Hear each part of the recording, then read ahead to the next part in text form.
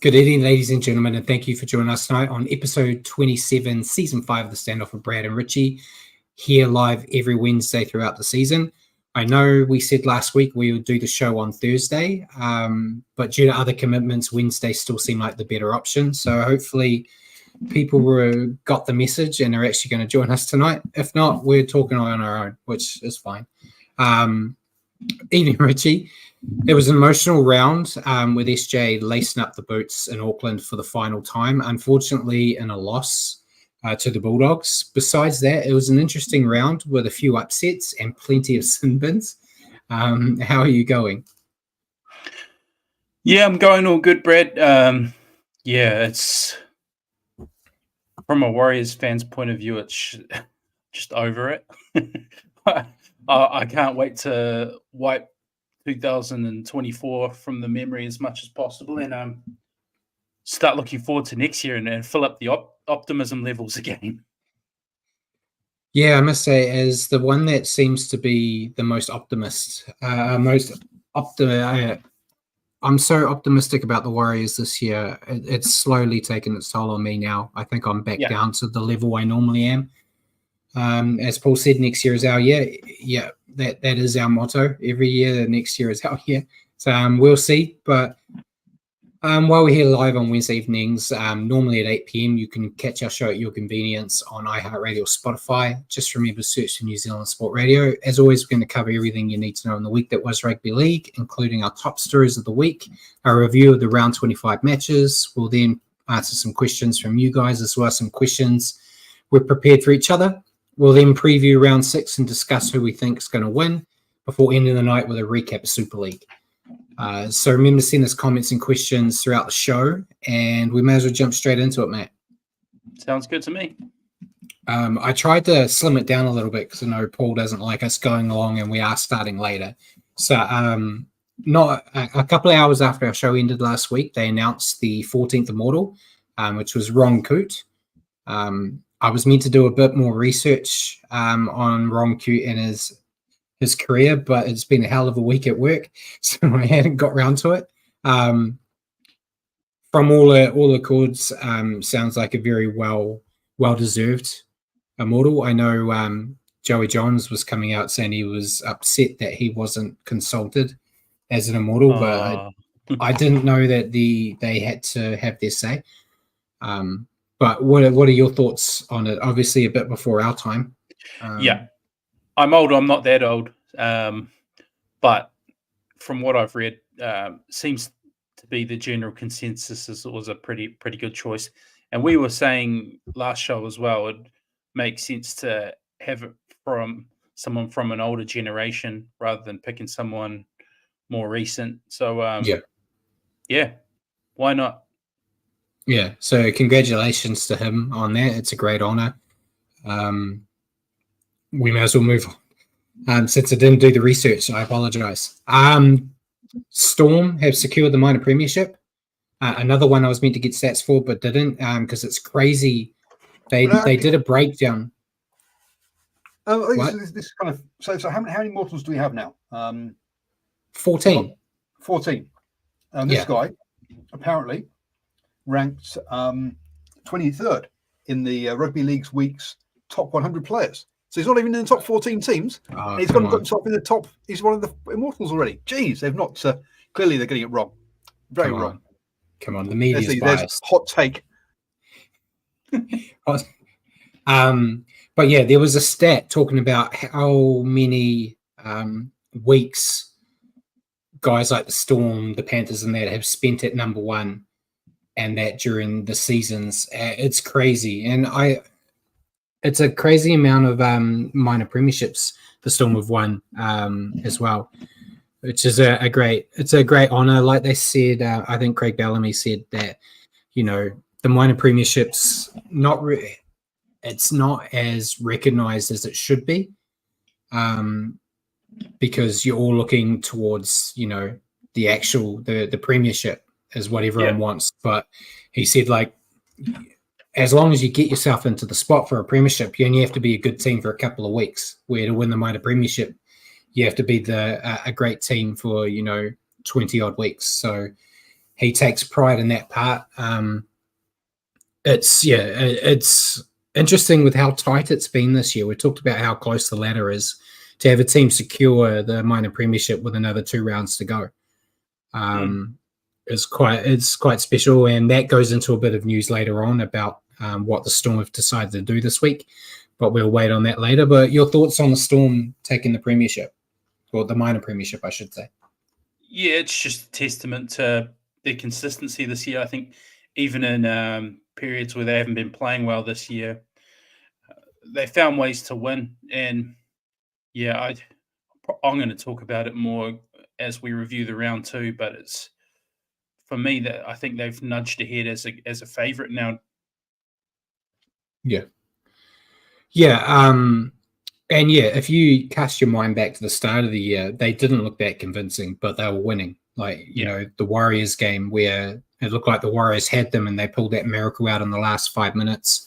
That was the trend in a lot of their games in the beginning of the season, where they kind of weren't on track, and then like you gave them 10 minutes at the end and they would sneak out and squeak out a victory. But they've built themselves into being like the powerhouse, like you said, the favorite at the moment. They're just dominating everywhere. Yeah, I mean, look at the first half of the season, sort of up until round 13, they'd lost 3 times, but in those wins, they'd won 3 times by 2 points, and they beat the Warriors by 4 points. So 4 games there easily could have gone the other way. Since round 13, though, they've only lost once, and only one of their wins has been by.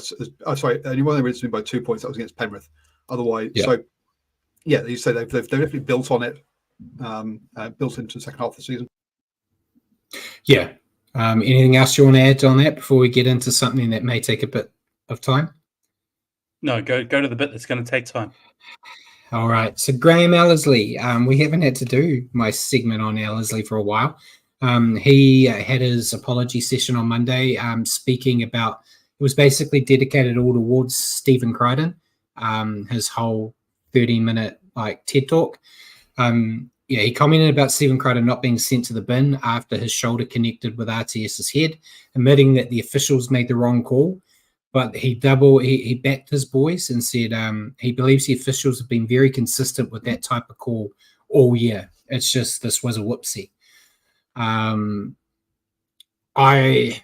It's hard to talk about it without being biased. I was there live. It happened not far from where I sit. I said it in my review as well. I'm happy with that just being a penalty normally, but the NRL had drawn a line in the sand saying that type of action results in a sin bin. So that's where I'm upset about it. The old school in me is like, it was just, shit happens, it was accidental. It just slipped up. He came down, rah-rah. But yeah, that's not what it is anymore. And the night before and almost every night after, we saw the same thing go to the bin. So I don't understand. And Paul Gallen made a comment on it saying that if it was the roles were reversed and it was a Warrior player in that tackle, that Warriors player most likely would be put to the bin. And he said that he felt it was more the fact that the Bulldogs are the flavour of the month at the moment. And that's why they got a bit of leeway. He's bang on the money. If it had been our player delivering the high shot, 100% would have been a sin bin. No questions asked. Well, you think a few weeks before that, Dylan Walker got sent to the bin for a high shot that wasn't even a high shot. Yeah. So yeah, it's disappointing. He wouldn't say if the bunker and the ref would be stood down. There were rumors that was going to happen. That hasn't happened. I think the bunker is a touch judge this week, and the referee is refereeing, I think, the Sharks game, not the Sharks game, the Dolphins game. I think, from what I saw. So nothing's really come of it. We'll see what happens. We'll probably have a Warrior sin bin this week for the same thing. Yeah, I mean, just to fan the flames. Would we have won the game? Potentially, we still would have lost the game, but it definitely hurt us. We lost Pompey, we lost Roger through a high shot. So there's both. I know Pompey was a different injury, but there's both our centres gone, and any chance we had to build on, build into the game and potentially win in the second half, it was severely hampered. Yeah, and before we went live, I was telling Paul about the tackle on Mitch Barnett, which hasn't been mentioned, but it was the exact same thing. Also happened right in front of me, where he got a shoulder to the head, it split his eyebrow open, and the referee didn't do anything, and Barnett basically quit. He just stood there. Yeah, stood there with his hands on his hips until the ref pulled a penalty. So even in that situation, it wasn't going to be a penalty if he played on, which we talk about a lot. We don't like seeing players Hollywood, but when there's legitimate penalties being missed, if you don't stop, it kind of stokes the fire of some of those players having to do what they need to do to get the right call, which shouldn't happen. But there is a bit of news about the bunker and stuff later on, so we can go into a bit more after that. But anything else you want to add before we move on, so we don't sound like crybabies all the time? No, I mean, we're not trying to be crybabies. It's just consistency. Like you said, Brad, we saw 2 high tackle sin bins the night before, and then we saw Cam Murray later on in the weekend. Yeah, all around our game were cases of high tackles going to the bin. It's just our game; it wasn't the case. And we just want consistency. Exactly. I said we may not have won, but give us a fair shake. Yeah. So we'll move on. The Daily Telegraph has reported that Leo Thompson will not re-sign with the Knights before the November deadline and intends to test his value on the open market. Now, I'll get your thoughts on it because I already know mine. I've wanted Leo Thompson as a Warrior since before Adam Fanua-Blake announced he was leaving. I wanted Leo here. That's all I want. I want him too. But the question is, do you think it's a realistic possibility? I'm hoping so. He has developed a good relationship with James Fisher-Harris. He'll be playing with James Fisher-Harris in a couple of months for the Kiwis, so that might be a nice time for James to talk to him about potentially jumping ship, because that's where a lot of that type of talk happens in the international camps and in origin camps. But at the right price, I don't want to hear that they've signed Leo Thompson on like a $900 or $900,000 deal. That's not his price bracket. Definitely not. I would pay him that myself, but I've got to be believable. I think he'd be great. And Jagger said if Leo's going to market, he's looking for top 4, not so concerned about which club. Yeah, I reckon we've got a good shot at him if we're serious with an offer, but it's got to be a believable offer. Top dollar, not so concerned about which club. Yeah, because of the he got his dollar sign and his number 4 mixed up. My bad, Jacko. I think we would have enough money to give him a decent offer without it being a crazy offer. When you think of some of the players leaving, it would be a 2026 deal, so you'll potentially we're of the assumption that Tohu Harris will probably hang up the boots next year. So you will have a bit of money lying around. What's the max you pay him to make it a good deal? Max going probably as 500? close to going over. No, max would be like 650, 700 for me. Oh, really? But yeah, I think that's still going over. But I love my big boppers, mate. So they need more money than those skinny little halves that do nothing, mate. So you've never seen a half blame anyone but the forwards if they don't play well. They're like the forwards didn't set the platform, so give the forwards the money if they're doing all the hard work up front. But yeah, I think 500 is probably your sweet spot. But I assume the Knights would be offering something like that, so he'll probably be looking for a bit more of a bump. But yeah, it's interesting. It sparks interest for us. And Jacko said Tigers play over. Yeah, I reckon the Tigers will throw every bit of money they've got. Command or replacement? I think he's better than Stefano, personally. But yeah, that is extremely biased from me as a lover of that man. So as long as he doesn't end up at the Dragons, if he doesn't come to the Warriors, I don't want him at the Dragons. So yeah, we'll move on. We'll move on from that because it's all speculation right now. Buzz Rothfield, I've got two things from Buzz, but I put them in different orders.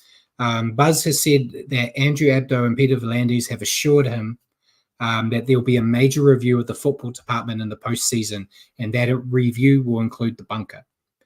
I know we've got to take a lot of salt with everything old Buzzy says. This may have happened. It could have been a dream during one of his naps that he has during the day. We don't know. It is something that needs to be addressed. We've talked about it on here. I think we can distance ourselves from a lot of the other Warriors guys that do shows because we talk about the whole NRL. So we're talking about how bad the refs are and not just our games. The refereeing has been atrocious this year across the board. The bunker, you've got some people that spend far too long looking at every second in the bunker, Casey Badger. And then you've got others which it's like they're not even watching the screen because they're clearly seeing something different to what everyone else is. So it'd be good to see them review and actually do something. We've talked about it at length. I don't know how you fix it. But yeah, they need to do something. So that could be an interesting thing for season 6 when we start up again on if they've actually said they're going to do anything, mate. But have you got anything you want them to fix or how they can fix it? Just stop adding more dumb rules. Yeah. Stop changing the rules every year would be very helpful for officials. The short dropout thing, the disruptors, there's 2 alone this year which were absolutely pointless. And if anything, it just made things more complicated and they were just flat out dumb rules. Stop doing that. I'm hoping they take that short dropout rule out. They brought it in. It hasn't worked. And the disruptor. Get rid of that. Yeah. It's basically taken away the forcing repeat set threat that is vital for your halves and building pressure.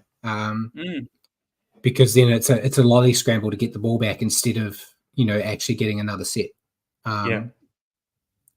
But yeah, we'll see what happens there. The Cowboys, moving on, have announced that Kyle Felt will depart the club at the end of the season.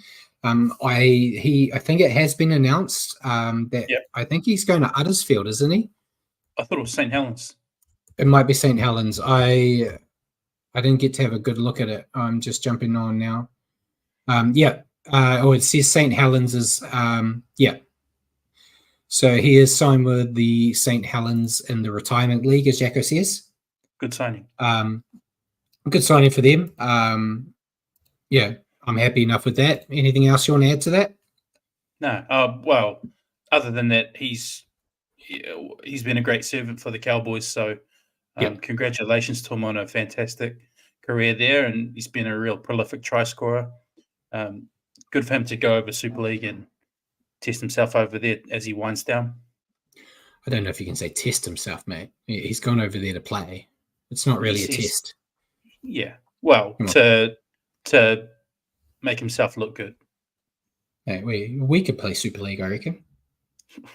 Don't go there. Play for London, mate. So Buzz, the next segment on Buzz. So he came out firing at the Storm this week for their decision to rest most of their players this week, saying it's disrespectful for the fans.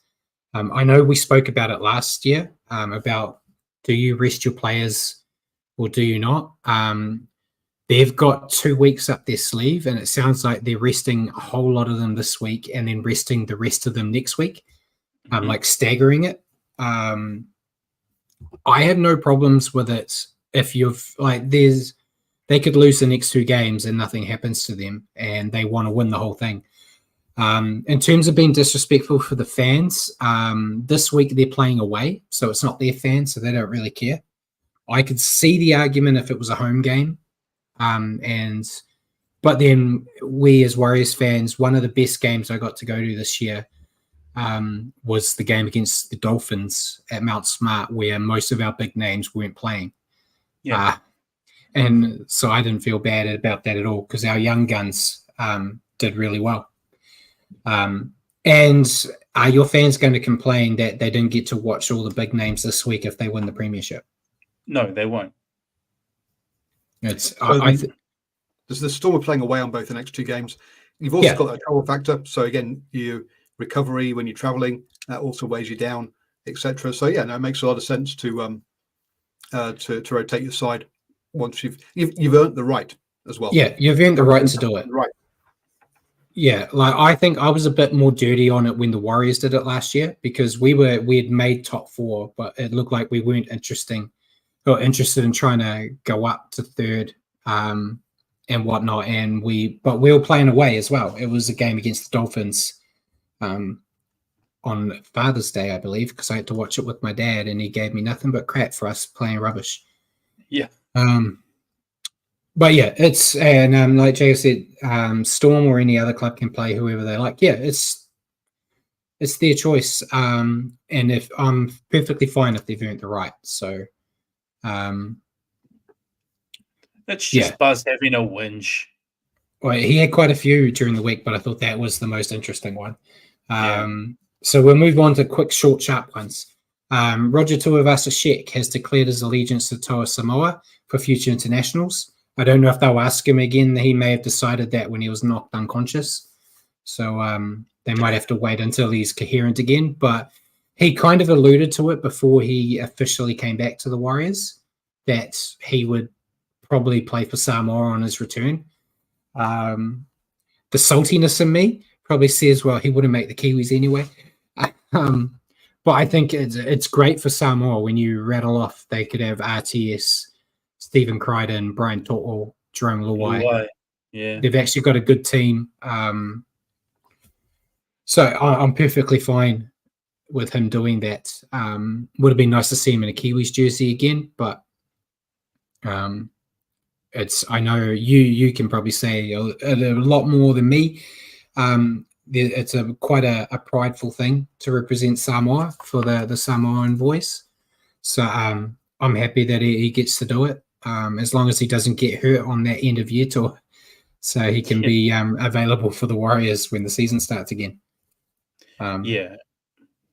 No, I look forward to seeing him go around Tour Samoa. I'm sure he'll add, if nothing else, a lot of experience to their lineup, and if it's going to help with the trend of island players wanting to represent their heritage and strengthening the international game, then that's awesome. I know the Kiwis have talent coming through anyway that will do a really good job, young talent coming through.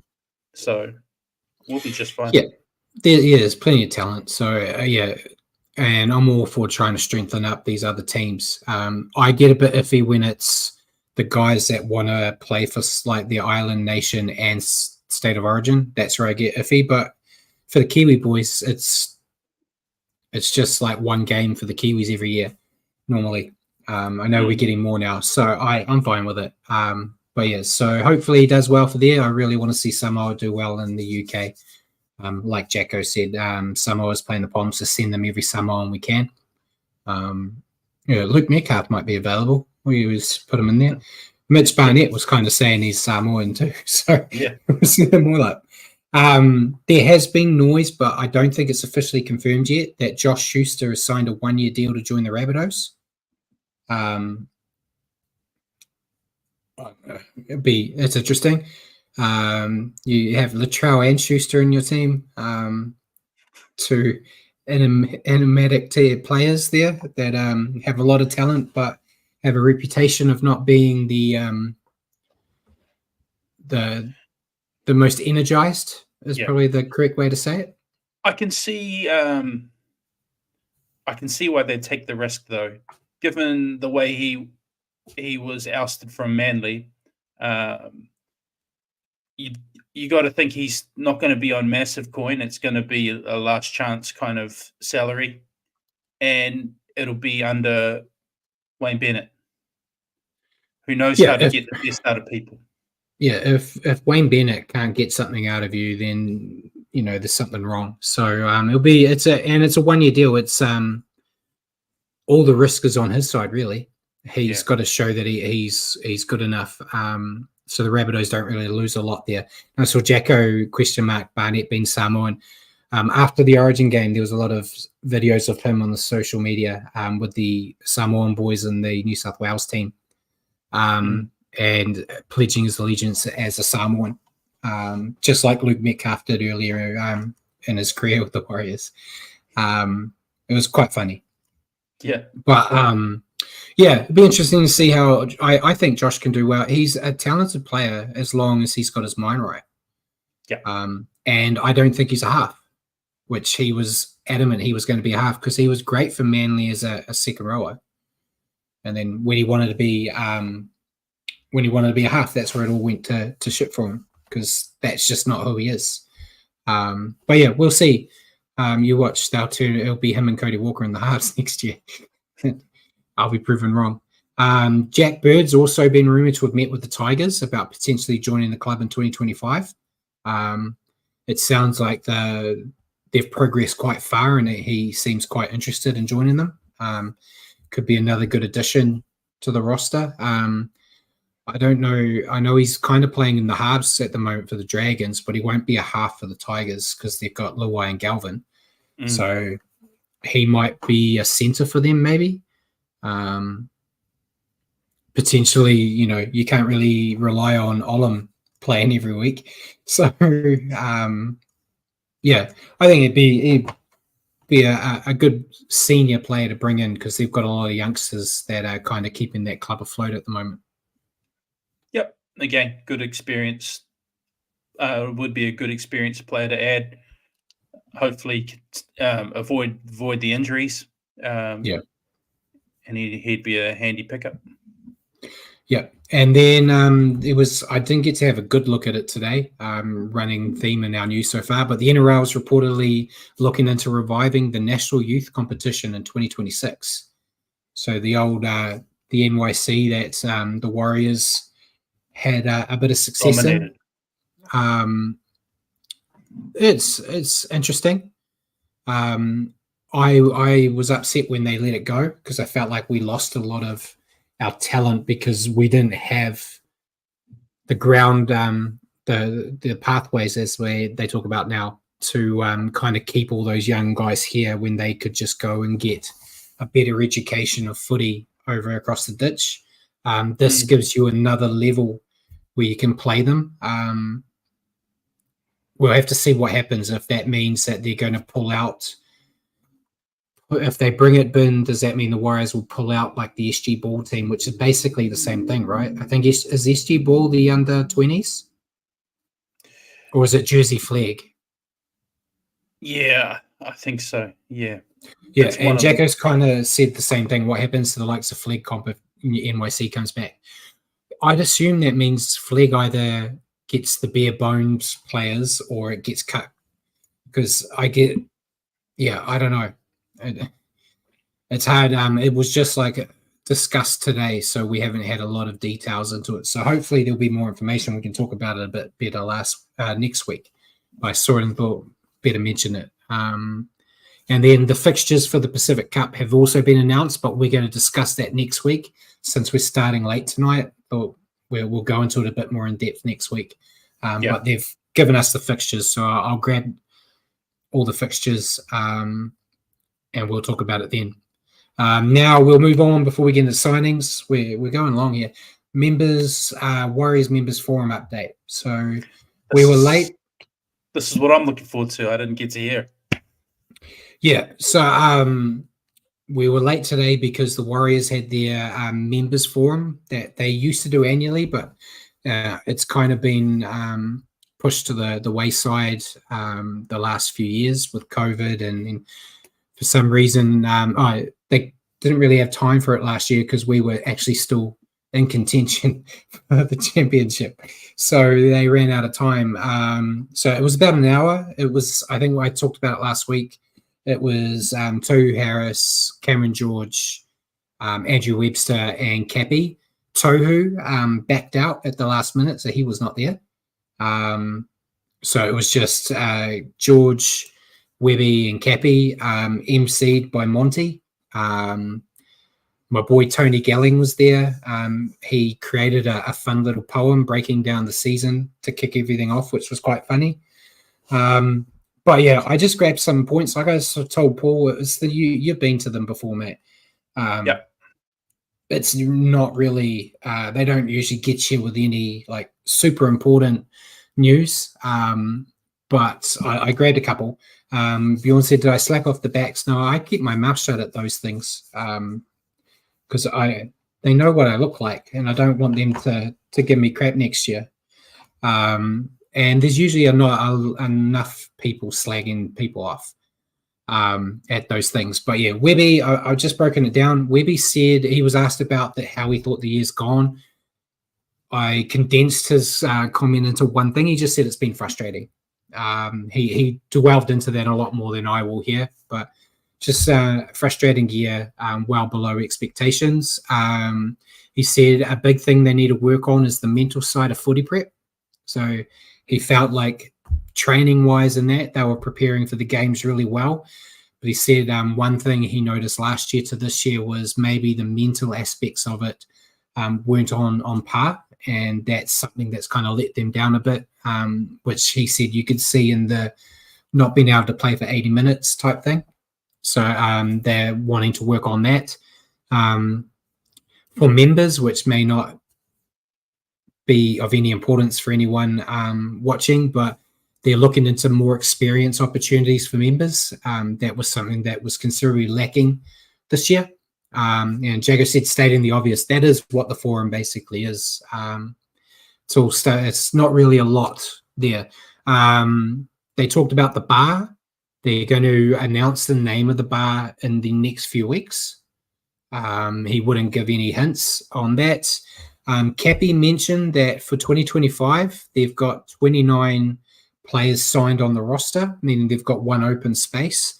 No mentions of the rumours around Bunty and Walker leaving and the noise about Aaron Clark coming in.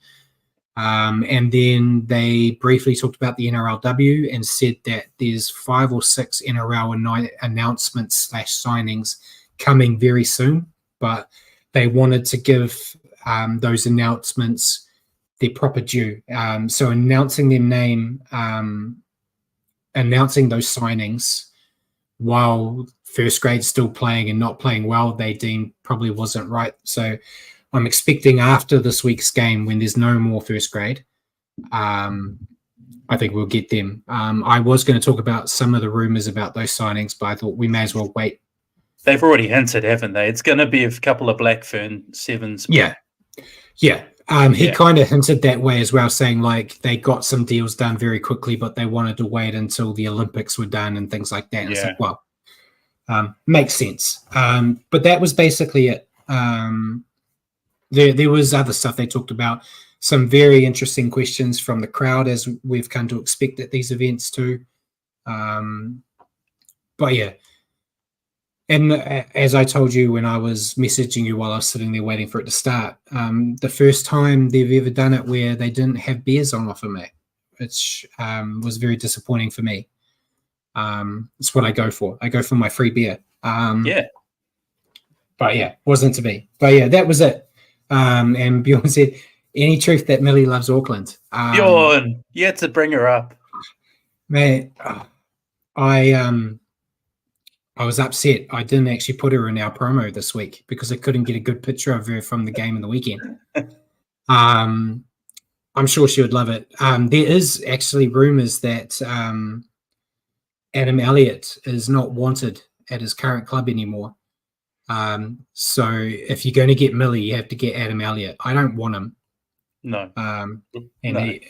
He'd make our love triangle a bit more awkward if he was living here. And Jacko said Coach Griffin should chase Hales to captain the side. Yes. Yeah. Definitely. Yeah, and Jack said Millie was interested, then heard about Brad and deals off. Pretty much. She's blocked me on all the socials. No, I'm kidding. I've never tried to message her or anything. If my girlfriend is watching. But yeah, we'll see. I'm hoping for some interesting signings, and yeah, they're building the groundwork. They did say you've been to Mount Smart, mate. You know the football building on like the corner of the complex area where the car park is. The Warriors have apparently purchased that building, and that is the NRLW facilities. They're going to build it up so they've got their own training facilities and field and stuff as well, so they're not always having to share with the men. They've got their own one. They really want them to hit the ground running. They also mentioned they built some buildings on O'Rourke Street that they're going to turn into their own performance center. That's cool. That hasn't started yet, but that's part of their plan. Since they're going to have all these teams, they want to have more things nearby. So that was all I got out of it. So yeah, hopefully we've got some signings to talk about in the next few weeks on the show, since we have a lack of Warriors content with them no longer playing. So we're going to signings, mate. I've only got a couple. The Eels have signed Panther Isaiah Longy on a 3-year deal. Rumours are he's coming straight in to be fullback. So what that means for King Gutho, I don't know. Jake Clifford has signed a 1-year extension with the Cowboys, which I think is well deserved, just off what we've seen recently. And Connor Watson and Spencer Leniu have both signed 2-year extensions with the Roosters. So I'm excited to see what Longy can do. Some reps on him, man. Yeah, and the extensions I think are all no-brainers. Yeah, definitely. So we'll move on to injuries. There's probably a whole lot I've missed out, but Aiden Caesar, it looks like his season is done. He is going for scans on a shoulder injury. I didn't get an update before the show. Disappointing for the Tigers there, I guess, with their hunt to avoid that spoon. But I think as long as they got Galvin, I think they're fine, to be honest. Yeah. Kurt Mann from the Bulldogs, he fractured his collarbone. He's out for 8 to 10 weeks. Adam Pompey out, done for the year, knee injury. And RTS head knock, as we talked about, he's going to miss that final game, so out for the year. And then AJ Brimson's done for the season for the Titans. He needs groin surgery. The biggest one of that lot's the Kurt Mann one, isn't he? Because he's really the only one that's going to be progressing in September. And he's been playing really well. Yeah. But yeah, it is what it is, mate. Them's the breaks. We will go into Naughty Boy Corner. I forgot to update this before we went, so I've just grabbed a website for Cameron Murray. So Cameron Murray is out for the season now. He got a grade 2 careless high tackle. He was disputing the grading. He's failed, so he's going to miss the final 2 games of the regular season against the Panthers and Roosters, and a third match that's yet to be determined. So he's going to miss round 1 of next year as well. For a tackle that didn't even look as bad as Stephen Crichton's.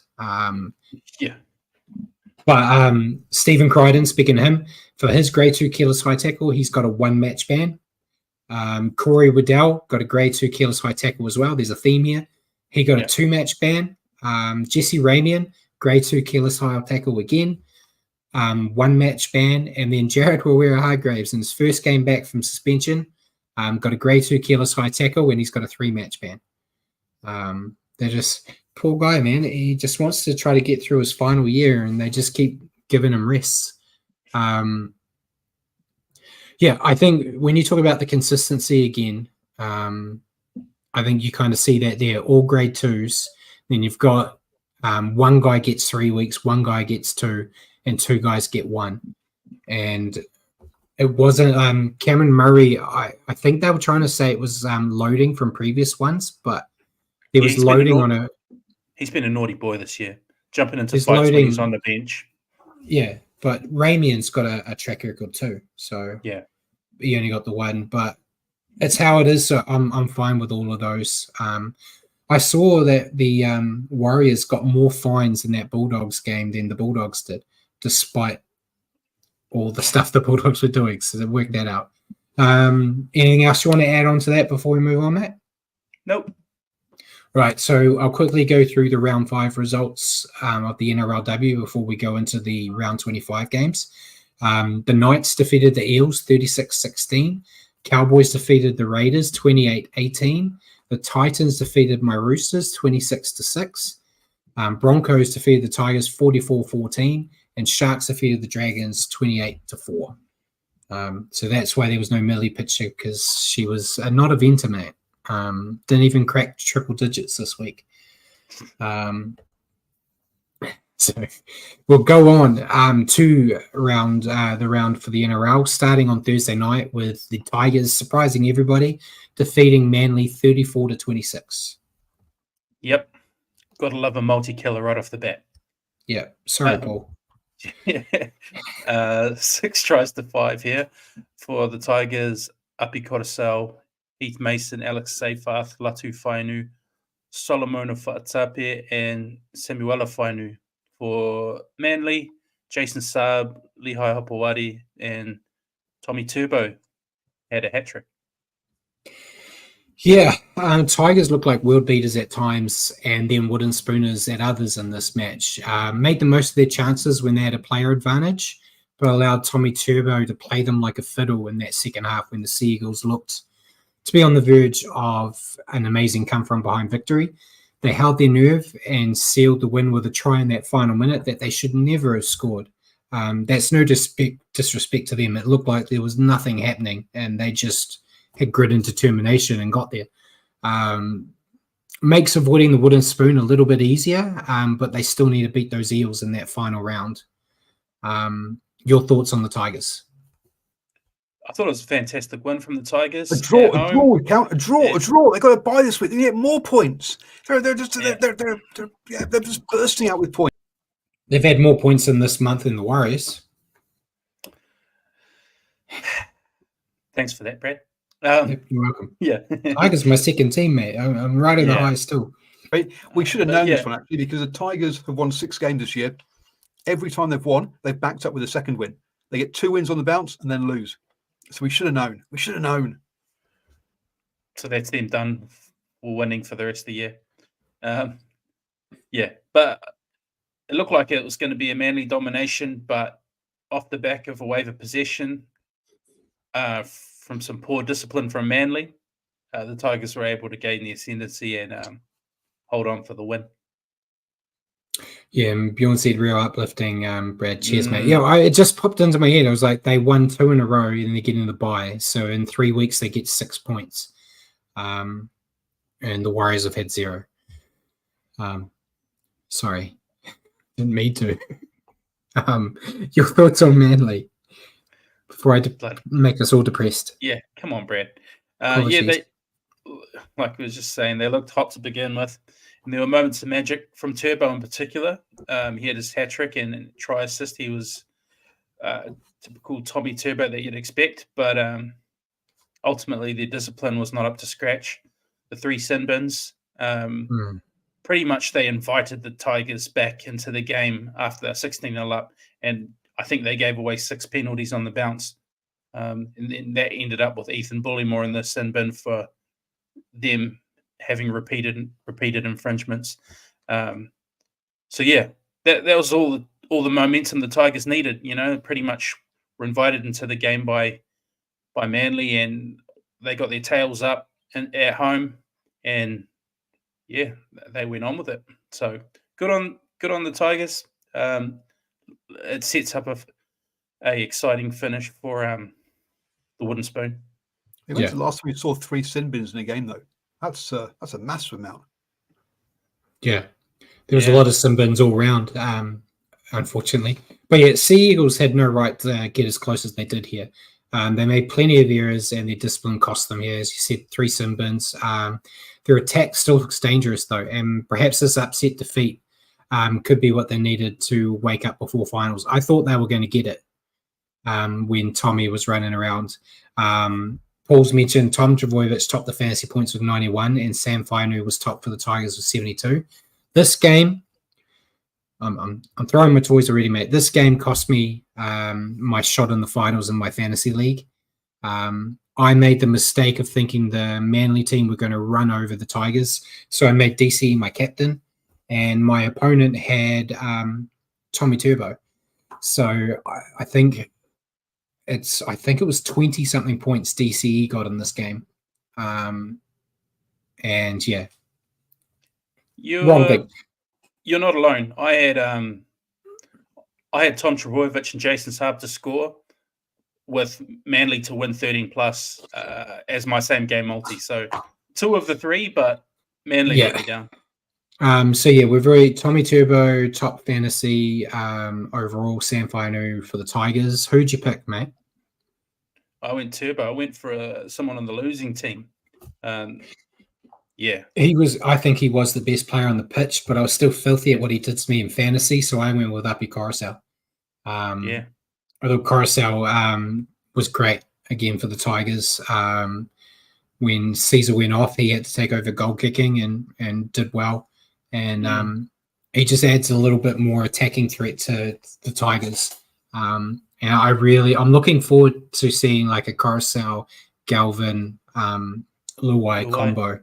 Oh yeah. I think they could do some good things. And Amantis is here and said like Seafarth.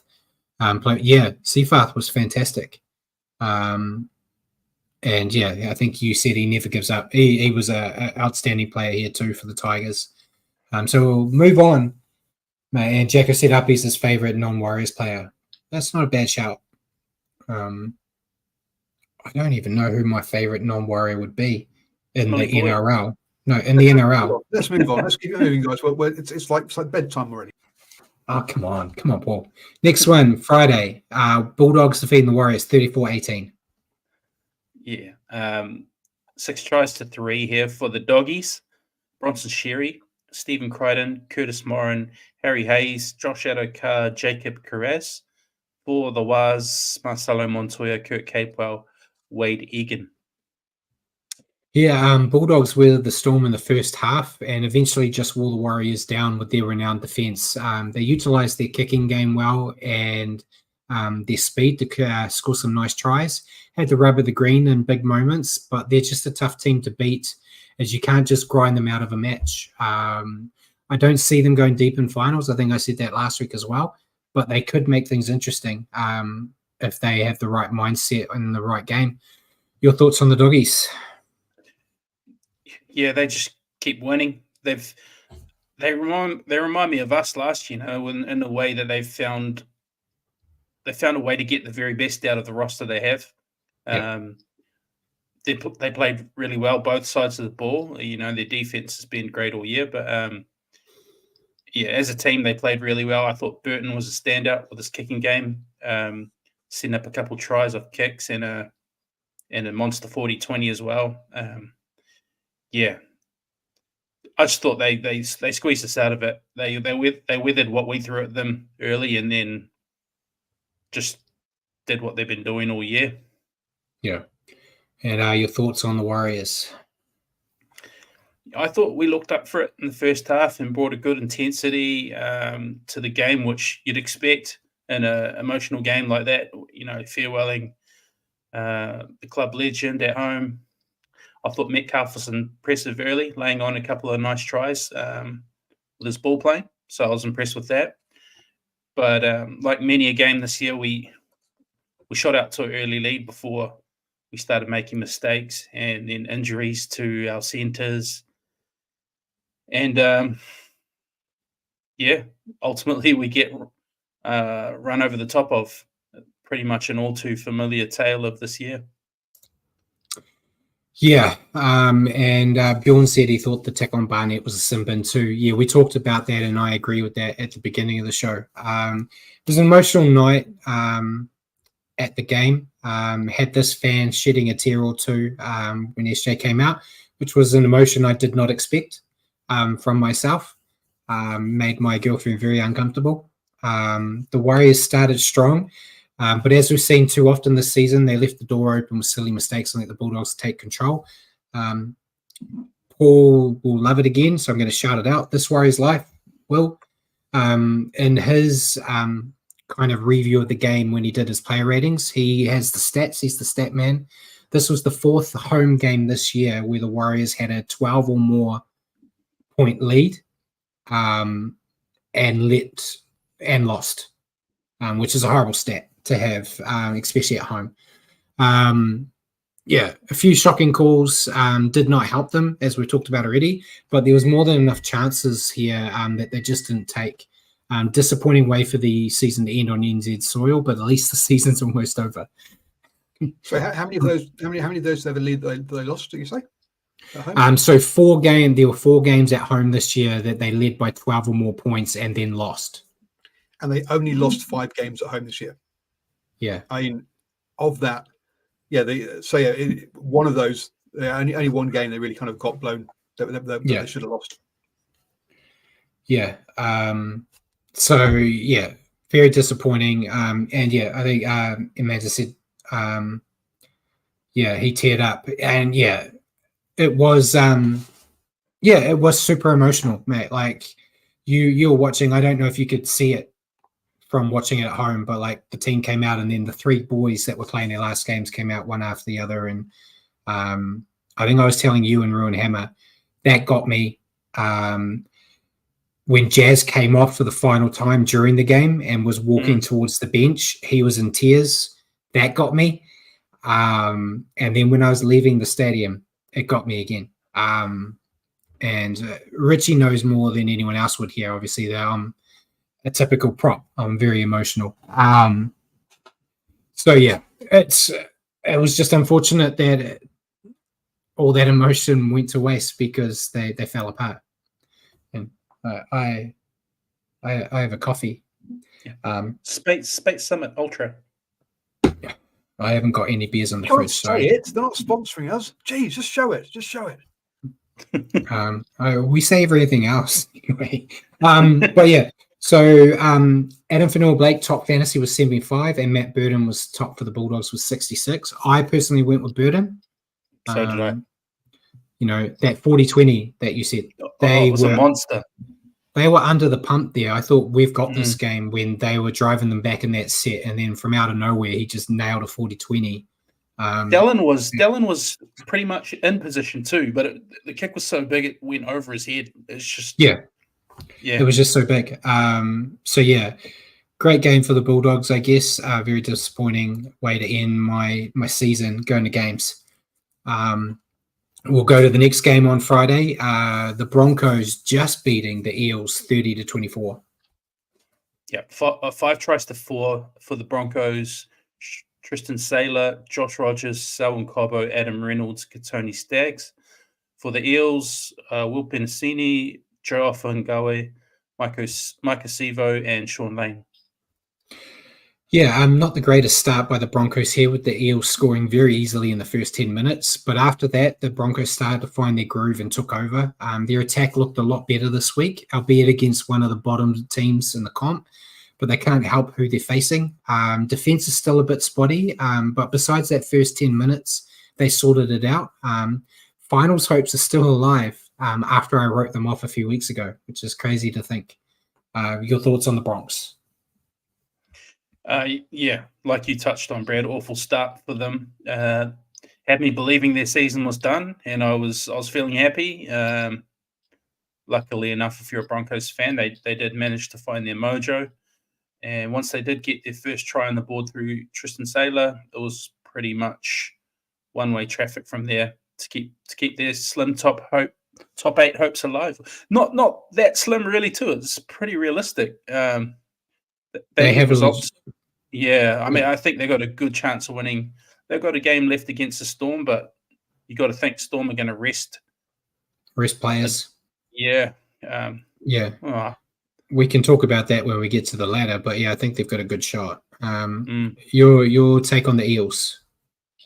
It was really hot start for them, racing out 16-0.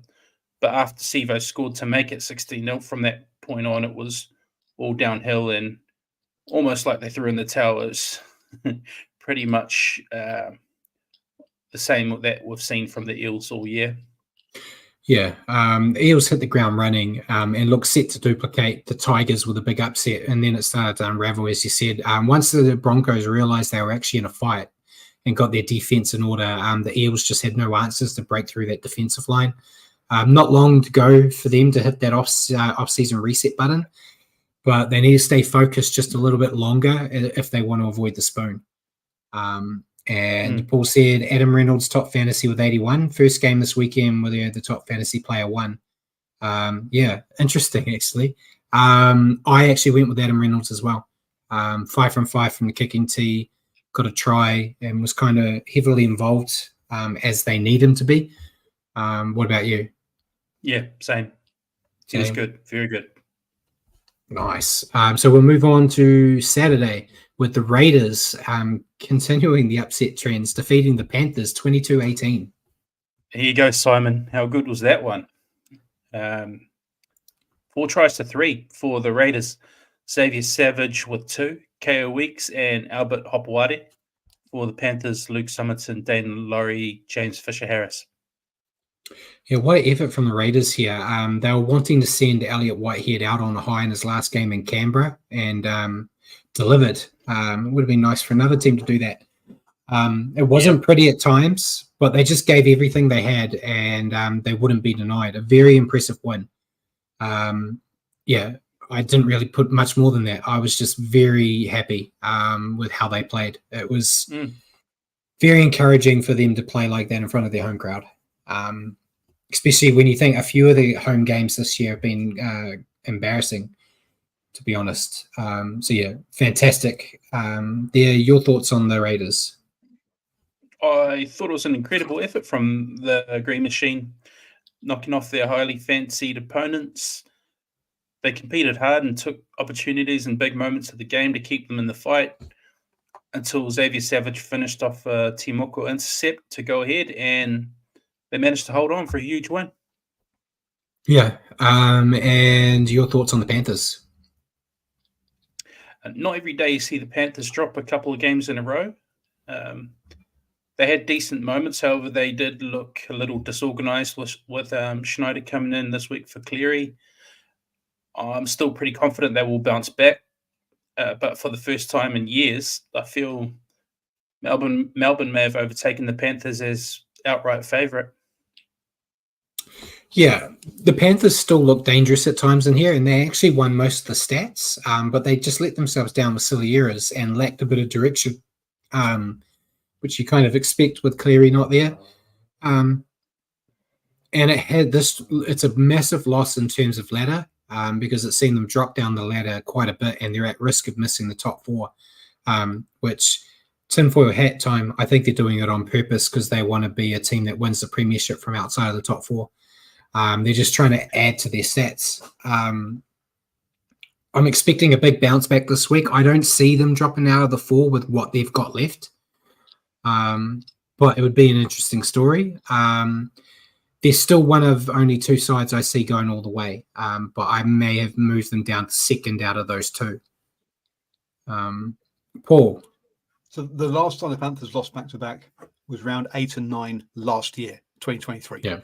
So, it's been over a year since they've lost back-to-back. Yeah. And yeah, what did you say for fantasy? Isaiah Yeo. Also, I had to play against Isaiah Yeo in my fantasy, which didn't help me. Topped with 85. Joseph Tapani was top for the Raiders, was 67, another fantasy topper from a losing team. I actually went with Xavier Savage. You're being very nice. I put it much better. Another fancy topper being a loser. Yeah, not a losing team. Jeez, come on, put them down. Keep them down. No, I went to Xavier Savage. He got a nice double. He was in my fantasy team, but I didn't pick him in my 17 because I thought they would get thrashed here. And he was actually my best performing back that didn't give me any points. He's bloody fast, isn't he? Yeah, he's really kind of finding his groove as a winger. At the moment, which when you think back when they let Chance go because Xavier Savage was their new fullback and it didn't really work, I think he's kind of finding he's finding a nice spot for him on that wing. So, yeah, I thought he was great. There was a handful you could have picked, and I think you picked the one I was going to go with. But who'd you pick? Yeah, Joey Tapine. I thought, well, his fantasy score suggests it, but yeah, he was very good. He's in a lot of the big moments there. So as he so often is. Yeah, so we'll go to the next game. The Storm wiping the floor with the Dolphins, 48-6. Yep, 9 tries to 1 for the Storm. Suafalongo had 2. Harry Grant, Alec McDonald, Jack Howarth, Jerome Hughes, Ali Katoa, Nelson Asafa-Solomona, and Josh King. And just the 1 try for Jake Averillo for the Dolphins. Yeah, we probably don't need to discuss this game too much. And then I've got a book worth of notes. The match was even for the first 20 minutes, but once the Storm scored their first try, they just didn't look back. Attacking threats all over the park and very defensively sound. Well-deserved minor premiers, and they have one hand firmly on the premiership right now. Yeah, hard to disagree. Thought they were ruthless. 22-0 at halftime, and the foot stayed on the throat in the second half as the Storm put them away with ease. They look the goods in 2024. They're going to be playing finals games at home where they have a great record. So, yeah, just like you said, Brad, you got to think they're probably in the box seat. Yeah. And your thoughts on the Dolphins? Looks like the wheels are coming off a wee bit for the Finns. Unfortunately, they were a distant second place in this one, and while they're still in with an outside chance, it's looking very unlikely they play finals this year. But they have a huge clash against the Broncos, a battle at Brisbane coming up with both teams' season on the line. So that'll be really interesting. Surely they get up and put their best foot forward in that one. You'd hope so. Shocking performance from the Dolphins. They just never showed up. Barely dented the Storm's defensive line with some one-note attack. They weren't helped, admittedly, by the injury to Cody Nikarima. That kind of took some of their structure out. But just such a disappointing second half of the season. Again, just like we saw last year from them. So at least our prediction of the Dolphins, plummeting once we got to the halfway point of the year has kind of came true. So we know a little bit. I mean, like Paul said, Dolphins have lost 9 out of their last 12 games. Yeah. I think they've still got more points than the Warriors in that period, though. But yeah. Why, Brad? Why? I don't even need to help myself. I think you're doing it yourself. Jeez. Yeah. This is like watching a roast battle where you just stab yourself the whole time. I've been positive for far too long, and it's all just coming out now. Yeah. You don't know the struggle, Paul, sitting there writing reviews every week, trying to look at the bright side of things. It's hard to my soul. Did you give us the fantasy leader, or did I distract you with more demoralizing talk about the Warriors? I know we've picked the same guy. Me, but Jerome Hughes topped the fantasy with 87. So actually a fantasy leading winner. Yeah, and that's who I picked. I picked Jerome Hughes. Thought he's been all year. I think he has to be a shoo-in for Dally M, right? No, really. Wow. I thought someone was a shoo-in last year, and we were proven wrong. I'm not going to call anyone a Dally M shoo-in anymore. He should be a shoo-in. He should be if the award was based on performance alone, and not having other players and people in the good teams have other players in their team robbing points off them. Yeah. But yeah, I thought he was fantastic. And Jacko said the members meetings made Brad go into a depressed land. Yeah, pretty much. It is what it is. Next game, the Knights defeating the Rabbits 36-16. 6 tries to 3 for the Knights. Fletcher Sharp, Dylan Lucas, Dane Gagai had 2, Jack Cocker had 2. For the Rabbitohs, Tane Milne, Jack Whiten, Tallis Duncan. Yeah, Knights were a bit messy at times, but their strike weapons just made the most of some lackluster defense. They were able to frustrate the Rabbits all night and still have a chance to squeak into the top 8 and have some winnable games left. So you never know. Your take on the Knights? Yeah, I thought it was a good one from the Knights. I thought their attack looked decent this week with KP, Ponga, and Dane Gagai in particular, both looking very potent. It was a much needed win to keep their hopes alive. So they're still in with a shot. Yeah, and your Rabbits' thoughts? It's pretty much a game true to 2024 Rabbitohs form. Scratching 2024 from their memory and resetting in 25 under Wayne Bennett can't happen soon enough for the Bunnies. I've got quite a few Bunnies supporter mates who they can't wait for this to be over, much like us. Yeah. Same old Rabbitohs. Lots of errors and poor discipline ensured they were constantly on the back foot. Not their worst game this season, but you can see some of them have already mentally checked out. Could be a long final 2 weeks for their fans. Paul said Dane Gagai topped fantasy with 89. I went with Gagai as well. He seemed to find an extra step playing against his brother. Admittedly, they were on different sides of the field, but I thought it was probably his best game in quite some time. And Rabbits on a 5-game losing streak. He still goes well, Gagai. I went with him too. He looked deadly in his first try. Just big right foot step and just burst through. It's like watching Origin Gagai from a few years ago. He's still got the tricks. And Bjorn said Ponga playing well at the end of the season to get back to LM. That would piss me off if that happened because he didn't deserve it last year and he doesn't deserve it this year. It's not good. No, not this year. Not this year. Sunday, we're getting to Sunday games. Roosters defeating the Titans 48-22. I've got my work cut out for me here. 9 tries to 4. Angus Crichton had 3. Dom Young, Daniel Tupou, Sam Walker, Daniel Tupou had a 2nd. James Tedesco, Satili Tupanua. For the Titans, 3 for Cam Pereira, 1 for Keanu Kinney.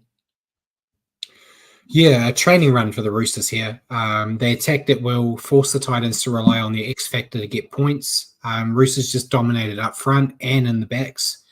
Scary team when they're in this kind of mood. Your thoughts on the Roosters? Yeah, they did what the Roosters do well and beat up on a top 9 team. Credit where due, they have a lethal attack and they've put some scores on teams this year. Can they do it come finals time against the top 4 team is the question. Yeah, and your thoughts on the Titans? Just such an up and down season for the Titans.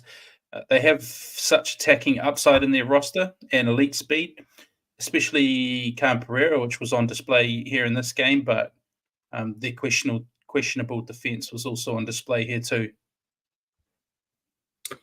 Yeah, we're back to the old days with the Titans. They can score great tries, but just can't defend. If Des can get that defense back to where it was a few weeks ago, where we were actually praising their defensive structure, and get it to stay at that level, then they could be a finals contender in 2025 with how good their attack can be with guys like Cam Pereira. But putting it bluntly, they were simply outclassed here. And Paul said Cam Pereira led the fantasy with 77 points and Angus Crichton topped. Talk about stats here. This is where stats can really go wrong because according to the stats, the Titans missed 35 tackles, whereas the Roosters missed 44. So the Roosters missed more tackles. They had 13 ineffective tackles. The Roosters had 16 ineffective tackles. So apparently the Roosters' defense was worse than the Titans, but the score tells you that's not true. I think the Roosters missed about 10 tackles on one of Cam Pereira's tries. Yeah, you can miss a lot of tackles, but if you nail your goal line once, you're generally going to be in the driver's seat to win. Which I think that was something with the Warriors last year. The Warriors had good defense because they talk about your good defense in terms of points conceded, but if you looked at their game to game, they were missing between 30 and 40 tackles every game, but they were letting like 10 points in. because their goal line defense was good, but it was everywhere else they were letting them through. So it's kind of like that here as well. But yeah, that's, you've got to be careful if you just look at stats. I mean, for a team to have lost by 22 to 48, to have the top fantasy points is just nuts. Well, yeah, Cam Pereira is a special kind of human being. And he could have got this if there wasn't a guy on the other side that got a hat trick himself, which is who I went with, who was the Roosters leader, Angus Crichton. It's the rule, mate. If you get a hat trick, you generally 9 times out of 10 get picked as my player. And for it to be a guy like Crichton getting a hat trick, it's not, you put money on that, you would have got away happy. Yeah. Well, we had options. 2 guys with hat tricks this game. But one of Angus Crichton's tries was off the back of a terrible forward pass, but it is what it is. He's had a phenomenal season. Yeah, there was a terrible forward pass try in the game we're about to talk about too. The Sharks defeating the Dragons 38-10. Yeah, there was actually. It hardly changed the result. No, you're right. Yeah, you're right. That's true. 7 tries to 2 in this one for the Sharks. Jesse Ramian, Kealairo, Samuel Stonestreet had 2. William Kennedy, Braden Nakora, and Hiroti. For the Dragons, Jack Bird and Christian Tuipulotu. Yeah, just a solid performance from the Sharks here. Their attack looked lethal at times without some of their strike weapons, when you think they didn't have Mulatalo and that out there. The Panthers' loss has given them a boost up the ladder, so they may have secured a top 4 spot now. So hopefully they take the Warriors lightly this week. Still don't think they'll be good enough to make any waves in the finals, though.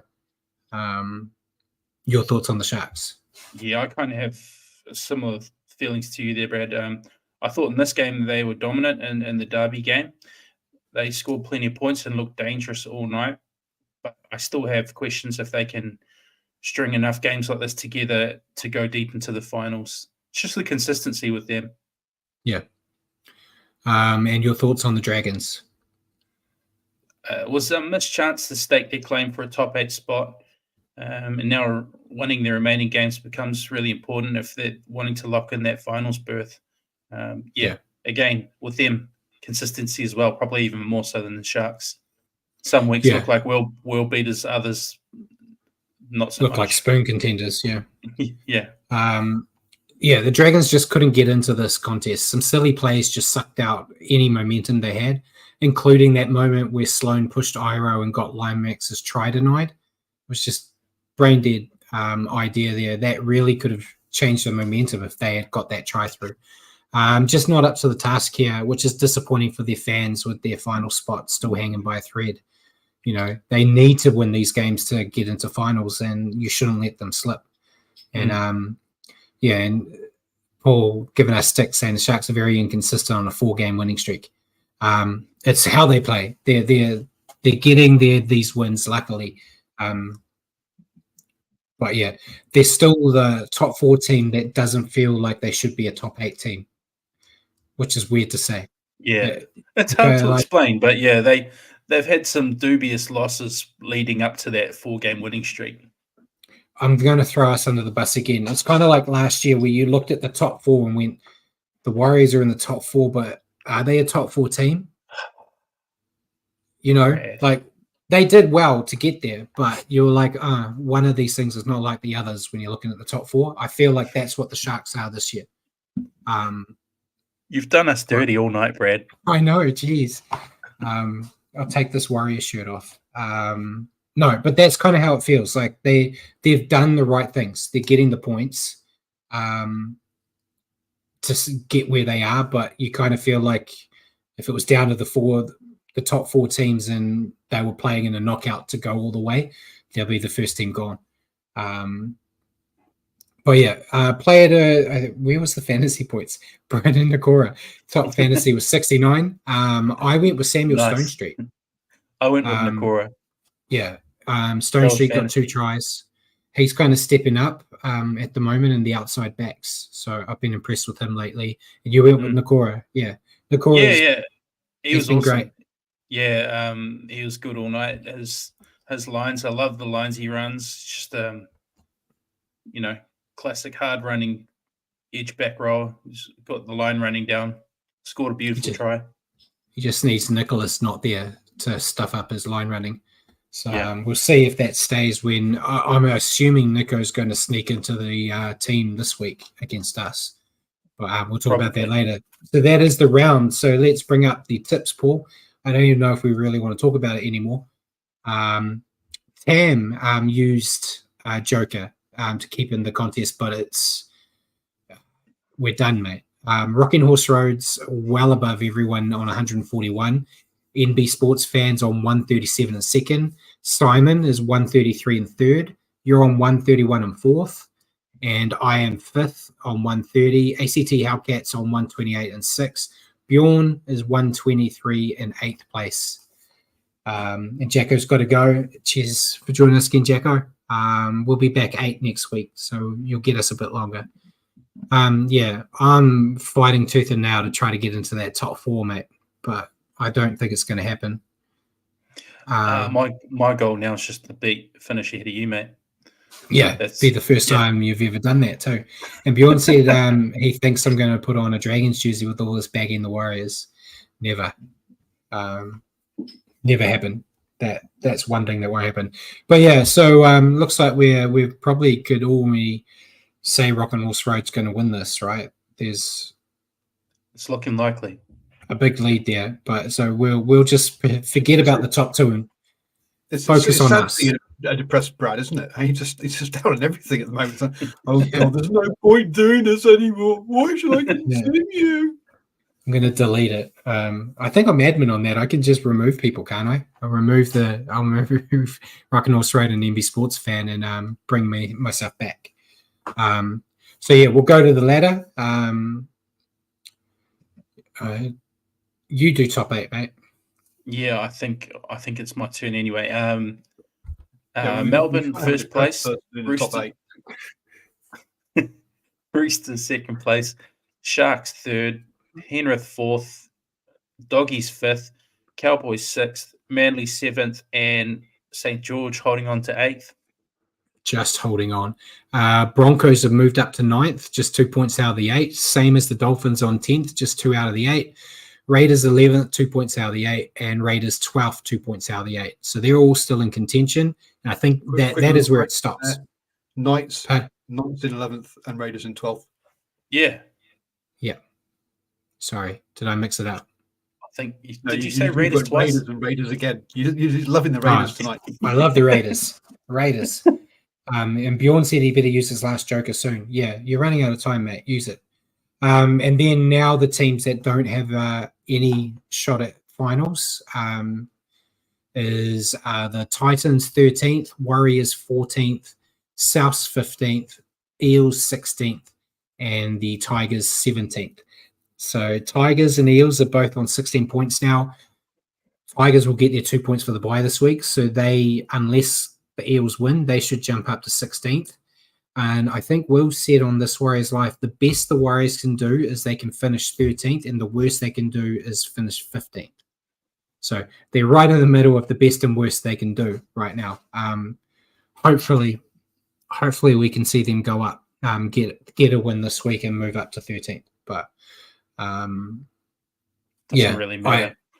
I think that's all we really need to say about the ladder. So we'll move on to questions, Paul. I know there was one from Bjorn there that I flagged for you because you weren't paying attention.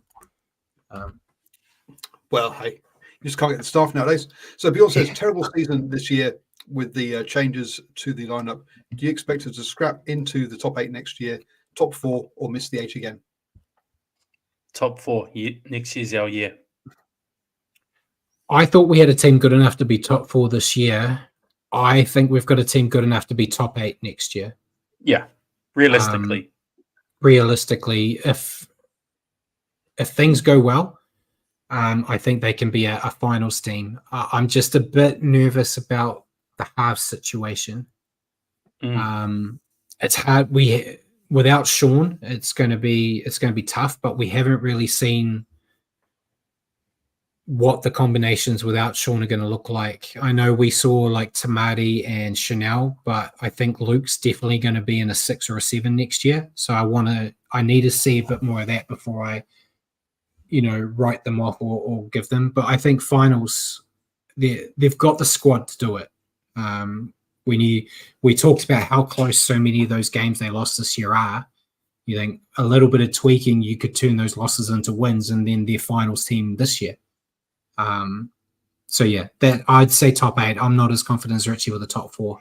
No, I was heavily joking. I'm backing it back because in our prediction show this year, I said it was going to be a Panthers Warriors grand final. So yeah, I want to peg back my expectations a bit. I can see a world where we make the 8. I can see a world where we don't. Yeah. What I don't see is top 4. Yeah. I think just being realistic. Yeah. And were there any other questions from anyone else? Was it just Bjorn's? Well, I'll do a follow-up one here because you've said basically your concerns of the halves.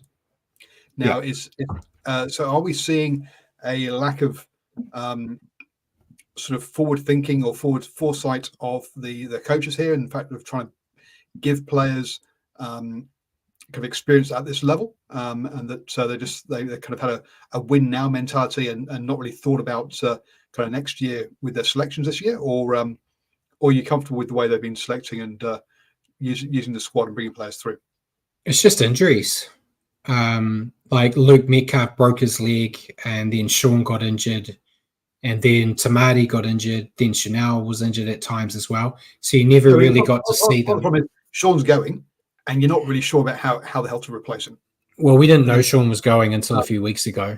I know, but now when you're talking about looking, so has there been a lack of sort of planning in that space? I don't think so. I think they always designed that Luke would be one of the halves. It's just we haven't got to see enough out of him for me to be confident yet. Okay. Because of his injury. Like it was him and Sean to start the year, and then I think it was round 4 he broke his leg, and he came back 2 weeks ago. And then the ins and outs. So I think they had in mind it was going to be Luke and Sean, and then when Sean's gone, Luke would take over, and it would be one of the other two. So I think they had a plan. It just we haven't got to see it because of injuries. But it's hard when you lose a marquee half. You don't always have a marquee half sitting there willing to sit there and do nothing because they're playing second fiddle. You're not going to have a marquee half, but you might. Yeah, but you kind of know, how it's going to to be filled. I guess is the I think I know with what they're going to do. I just haven't seen enough to know if it's going to work or not. But that's a prop. Talking about it. So Richie, someone actually knows what he's talking about as far as the halves and backs go, rather than the crap we've had so far. Your views on this? He sits on the fence. He's not going to give you a better answer. I know, but at least we'll see. We'll at least see him getting some splinters in that house. I have my reservations. I know Metcalf's a prodigious talent. I know Tamati's got a lot of upside to him, but what he doesn't have is a kicking game that can go with some of the elite halves in the game. When you look around the other teams running around in the top 8. So my biggest concern is I think they're both great players. I think they've got upside to them, but do they have the kicking game to deliver us consistent wins? I'd say on evidence of this year's form, no, but hopefully it's a work on that they can improve. Yeah. Proof will be in the pudding next week or next year. Well, there was next week as well. But anyway, that's questions from the live chat. All right. So your question to me, mate.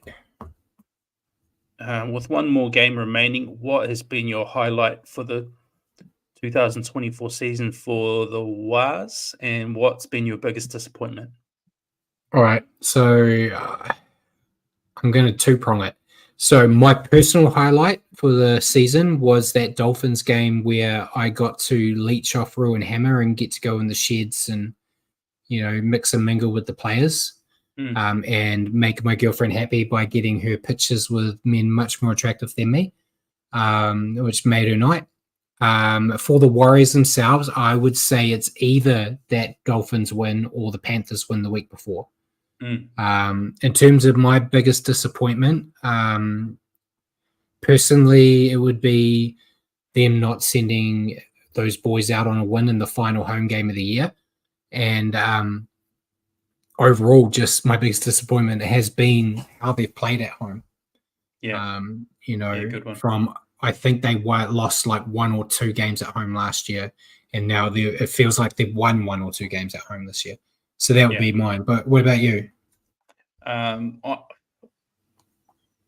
narrowed mine down to 2 moments.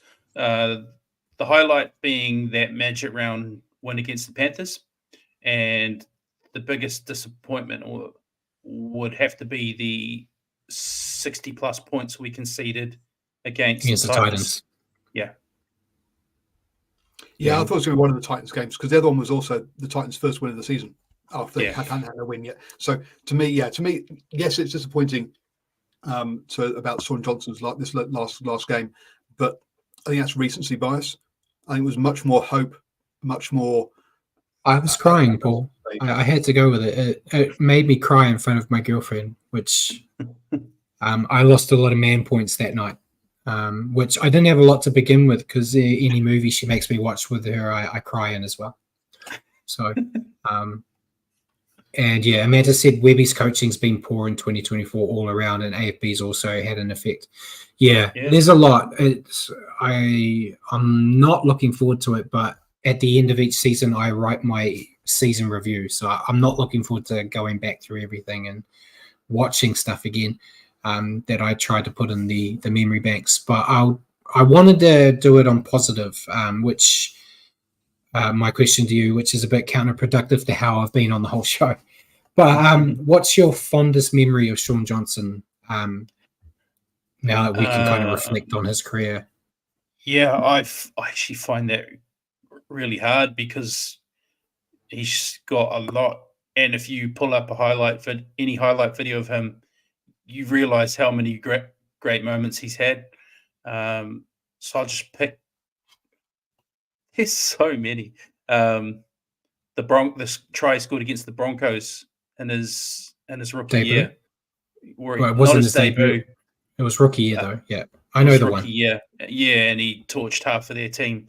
Probably okay. Let me go with one Warriors moment and one international. So the Warriors one, I think Broncos try. No, you're going. No. That's what I mean. There's so many, but I think the one to put us in the grand final, beating the Storm in Melbourne, turning Kevin Proctor inside out, and then putting Louis Brown over. Just for the context of it, rookie season, prelim final away from home against the Storm to get us into a grand final, I thought was huge. Internationally, again, he's had heaps. I remember him 2014, the year he won Golden Boot, burning Inglis on the outside to score a try. But it's got to be that semi-final win against England with the game-winning try and then the conversion. Yeah. And yeah, Mantis, I think you mean 2015. I know the Sharks try you're meaning, where he evaded everybody. And you said you'll read my review once it's up. I don't know if you follow my Ingers League Wrap-Up Facebook, but if you follow that, that's where I post the written reviews. And Bill said, don't start writing that. Yeah, I'm going to take a week off after our final game before I do that. My fondest memory. Yeah, go on. I actually have it. As soon as I wrote it, you'll remember you were there, mate. We went to Golden Point against the Panthers. Oh, yeah. And he scored us the match-winning try in it. And the reason it's my fondest memory, you'll remember we were on a stack of Golden Point games. And I had a bet on, Paul, you're listening now. This is where it all started, mate. I had a bet that the game would go to Golden Point. It would go to extra time. The Warriors would beat the Panthers and Shaun Johnson would score a try. And he hadn't scored a try all night. It went to Golden Point. So I ticked that one off. And then he scored a try in Golden Point to tick off the other two. And I got lots of money. I was very happy. was going to say, why aren't you a millionaire now? I mean, you put $1 down, got about 5 million back on that one. Bloody hell! I got a couple of hundred out of it. That's one of the happiest I've seen Brad ever. Life. Yeah. I don't get happy a lot, but that was one of them. So that is my fondest memory of him. But like you said, we could do an hour show on great memories from him. So yeah, but we'll leave it there. And yeah, Bjorn said his try versus the Poms in semi-final was great. Yeah, I thought that too. And I love his story about it because he thought he'd won the game, and then Mannering told him to calm down because he still needed the kick and get the actual win. So we'll move on, Matt. We'll talk our final Warriors team for the year, Matt. With a few interesting changes, some injury forced. If you want to run through the team. Yep, for sure. Tane Tuapiki at fullback. On the wings, Dylan Watene-Selesny, Marcelo Montoya. The centres, Chance. Some people like him here. He's been named at centre. Ali Leotard was the other centre.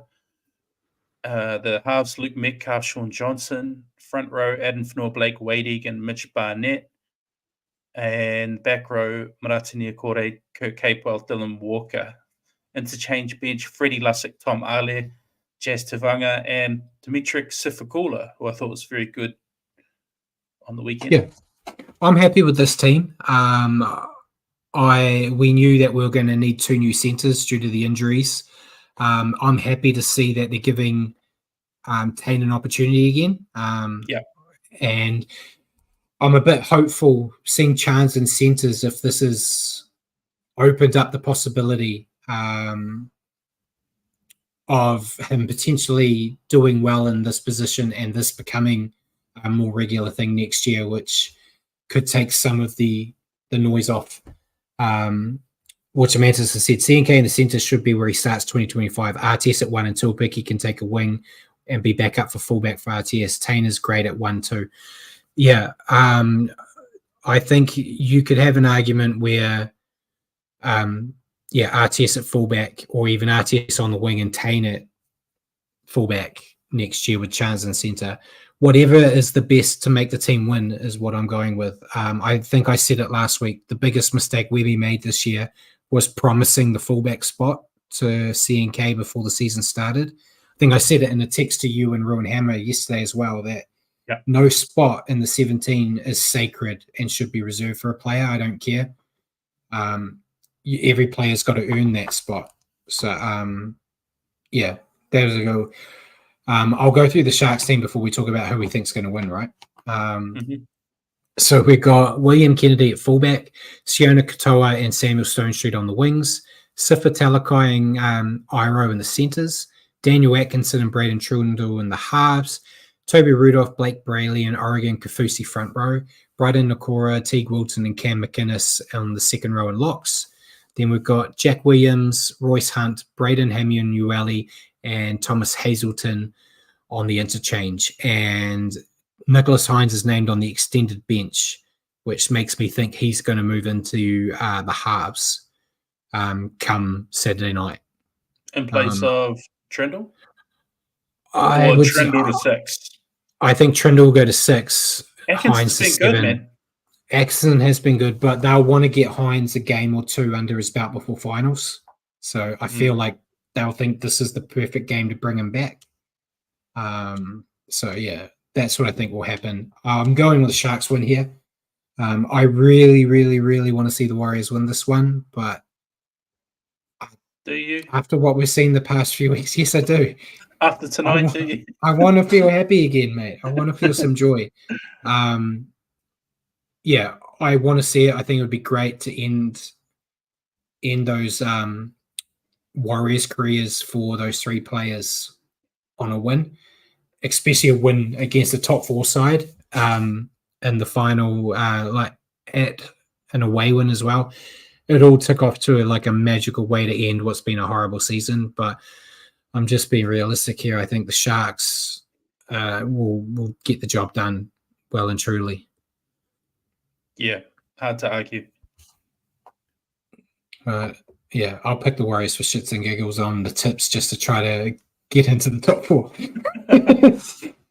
So we'll move into the rest of the round.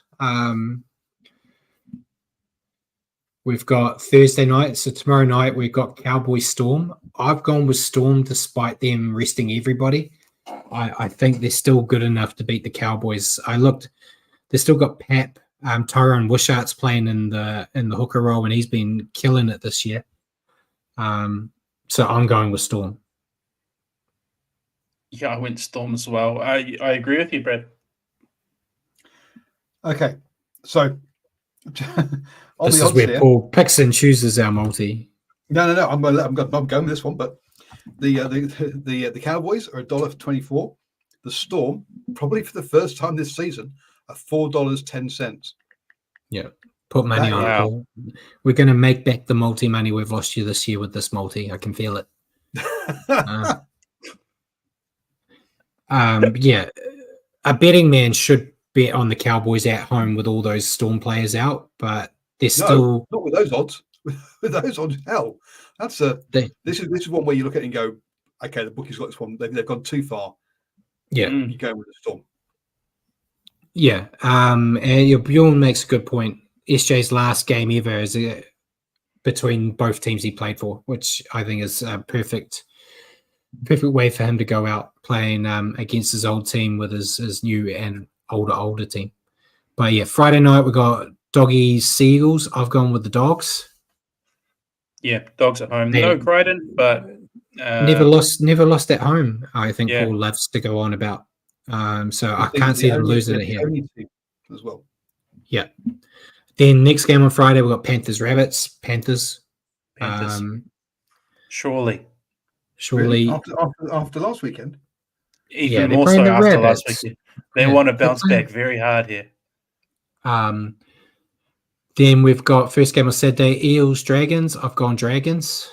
Yeah, Dragons too much to play for. Too much to play for, and yeah, I don't see the Eels being good enough. Hurts me picking the Dragons, but I've got to do what I got to do. Dolphins Broncos, the big clash on Saturday. I've actually gone Broncos. I think the Dolphins are broken, and I'm going Broncos because Broncos need to make the 8, so they'll be doing everything they can. Both fighting for their season. This is one of those ones of who's going to be the least worst. And a bit of a coin flip. I'm dropping this one out of the multi. That's fair. I'm not going to hold that against you.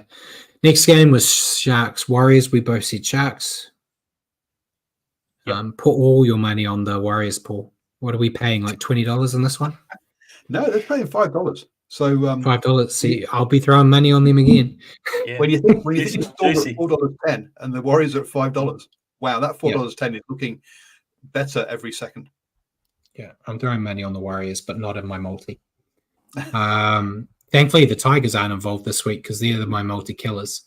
But then Sunday we've got Knights Titans. I've got Knights. Yeah, at home, Knights. Yeah, at home. And then the last one, Roosters Raiders. I've gone Roosters. Yeah.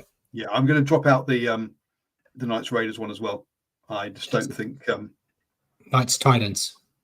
Yeah. Sorry, the Knights Titans one as well. Sorry, the Knights Titans one I'm going to drop out as well. I think again, it's another one that is just the Knights are just too up and down for you to have any faith in them to do anything. And Titans again, they can upset. And yeah, both these teams just you just can't make this unpickable in some ways.